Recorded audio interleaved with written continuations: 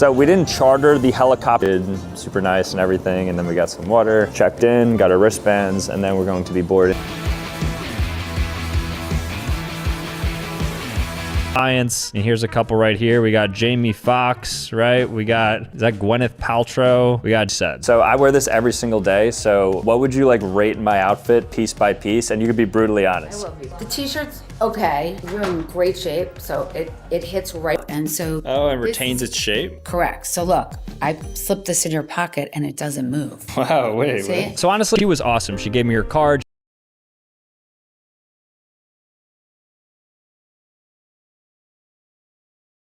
Meta verified right there, where I do have the check mark, so I am exclusive in the sense that I do have a Karabakh conflict between Azerbaijan and Armenia. It's an old conflict. Okay. He wants to talk about the Christian Holocaust. I am tired of the media, exhausted of the media not speaking about what is happening to Christians all around the world, and it is especially. Okay, wait, hold on.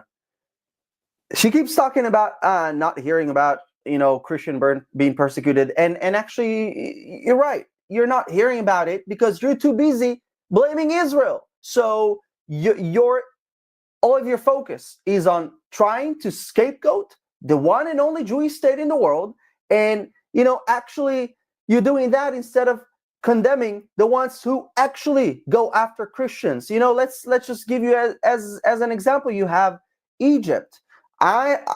I don't know, maybe you talked about it, I didn't hear about it. Christians being butchered and persecuted in Egypt, especially after Christmas and Easter. Or, for example, Iran.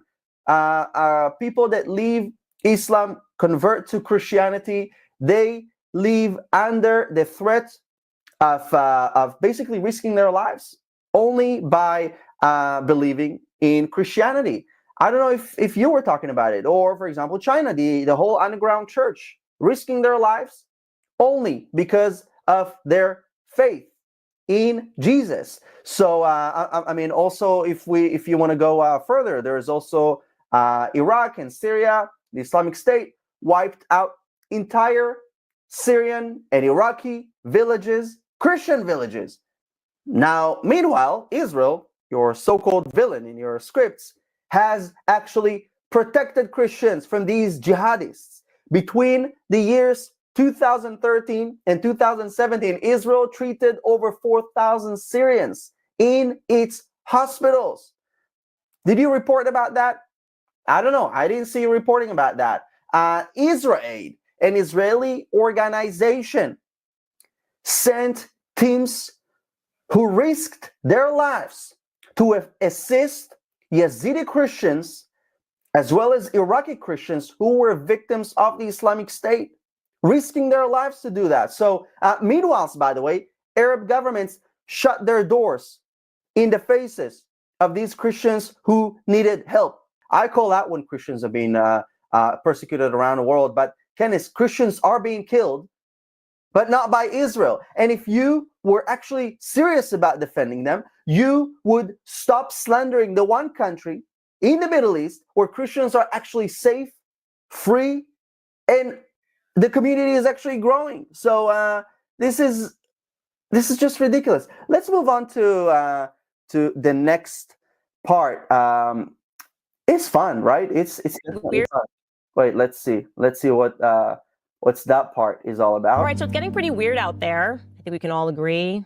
I'm not going to say it, but it seems like our country is being held hostage by Israel.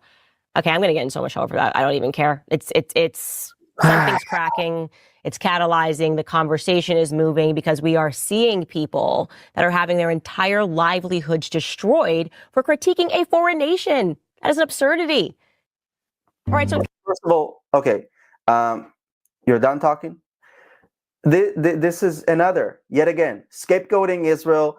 First of all, by all means, if you want to criticize a country's policy, go ahead. But actually, no, Candace, Israel is not holding America hostage. It's one of the few allies that actually give back. And also, I would expect better from an American who loves America, pretends to love America, pretends to respect America, because America is a strong country. America is an amazing country with amazing people. So you belittling America like that, I find it disrespectful, and I'm not even American. But actually, Israel gives. So sure, the U.S. gives Israel over $3 billion in aid, in military aid. But hear this: over 70% of its of the aid is spent directly inside the U.S. economy on American-made defense equipment. That's not handout like you're trying to imply. Maybe not in this video, in other videos. That's an investment that America is doing in the state of Israel in to actually give back to America with jobs, with factories, with technologies. Actually, there's this image that I think it's worth showing. Look at that.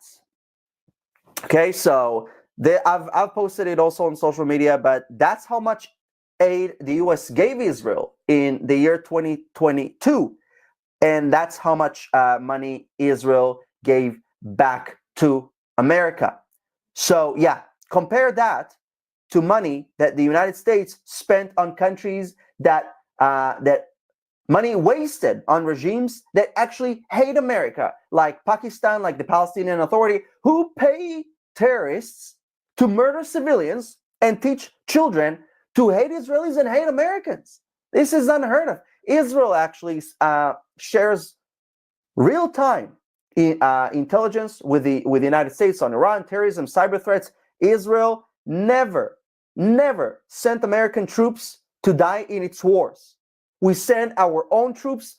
We fight for ourselves, and we stand and defend ourselves and our borders. So portraying it like Israel is sending is getting U.S. money, sending it to war. This is just wrong.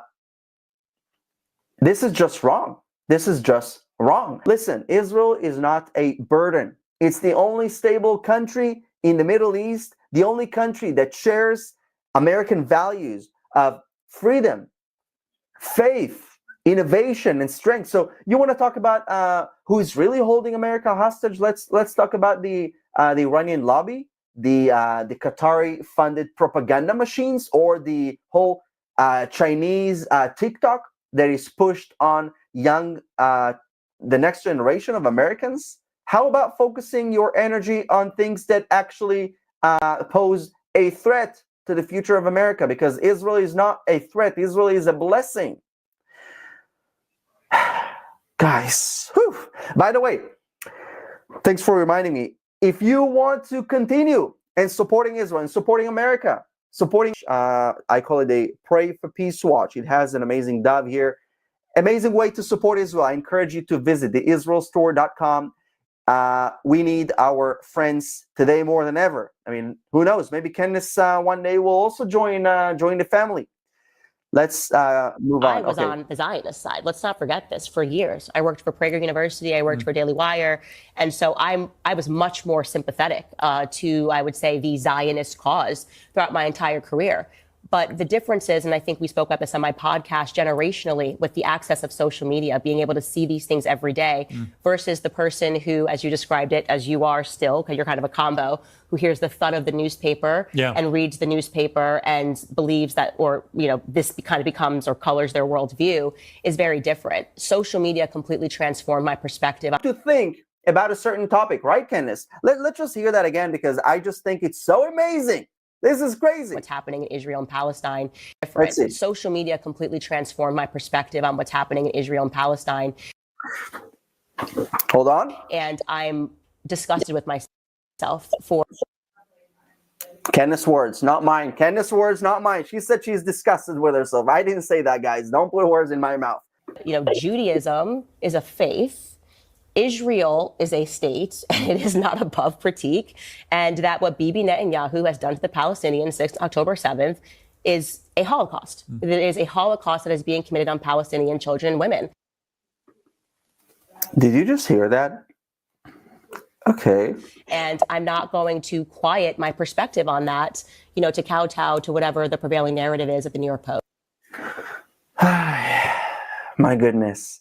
Listen, calling Israel's war against Hamas a Holocaust is just, it's not just ignorant, it's actually evil, because the Holocaust was a systematic extermination of, because what Kenneth just said, it's just, you will do whatever you need to do to get the job done and to make sure that your people are not massacred. And that never again means never again. So this is just absurd. Hamas hides behind civilians, stores weapons in hospitals, uses keys as shields, and you call the response a Holocaust? Kenneth, you're in a complete wrong direction. My nerves. There's so much more here that I didn't leave. So much more that I could say, so much more history that I studied. There's a lot. Hear her commenting about is Israel, Israel, Israel. Think about that. Alleging now it's blood libel. None of that's real. It didn't happen. Well, they're convincing Jewish people, like actually Jewish people, people that practice Judaism as a faith. I read the books from the Israeli historians, Shlomo Sand being one of them, you know, who has been. Refer to this. Hold on. Do you refer to this Shlomo Sand a socialist, post-Zionist socialist? Okay, if that's what serves your agenda, socialism, that says a lot about why you have the opinions that you have. Okay. Christian mystic tradition, again, not Christian. These people are not Jewish. In my view, they are Satanists and they have infiltrated our faiths, and we have to come together to recognize this. Okay, calling Israel Satanist just because you don't like our politics is honestly just disgusting, because Jesus was a Jew, the Bible is Jewish, and the faith you claim to follow. The state of Israel was not established because of World War II.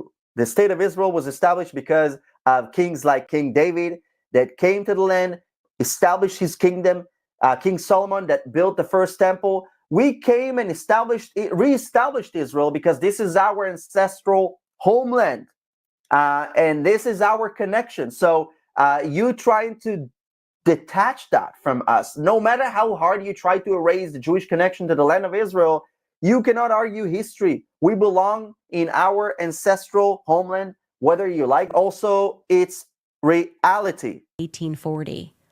Learn about what. Wait, what did she say right there about 40? Learn about the Damascus affair of 1840. Learn about what happened to Esther Salamisi in Austria in 1880 thereafter. Okay? There were Christians that kept going missing on holidays.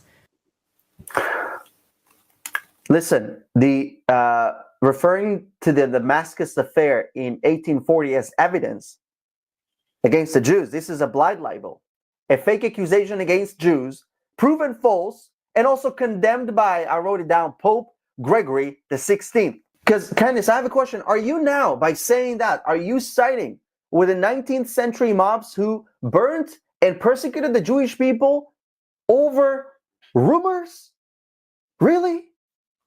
And the entire Christian world. Let me know in the comments if you agree with me, because I think, like, in my opinion, Candice Owens does not stand for Christians. She's actually repeating the same slanders that fueled pogroms, ghettos, gas chambers. I think that this is outrageous, that it's, I mean, she has the her right to express her opinions, but you know, because I also have my right to express my opinion, I think that this is just outrageous, because if you think you're speaking the truth, Candice, you've been lied to. Guys, thank you so much for... This one gentleman chooses to get frisked at the air. Gay beam technology. Who's to say it's limited to just body scanners? What if putting homosexuality into your DNA? Nothing is safe. How deep does the rabbit hole go? What if her X-ray clip here, because he makes some very insightful arguments to support the gay beam theory. It was the Constitution when the Patriot Act was passed, right? I mean, give me a break. Like, I had to be molested at the airport to go to Florida, right? Just to get on an airplane, because I'm not going to go through the Because I've never even heard this conspiracy that body scanners make you gay. Because then, by extension, just the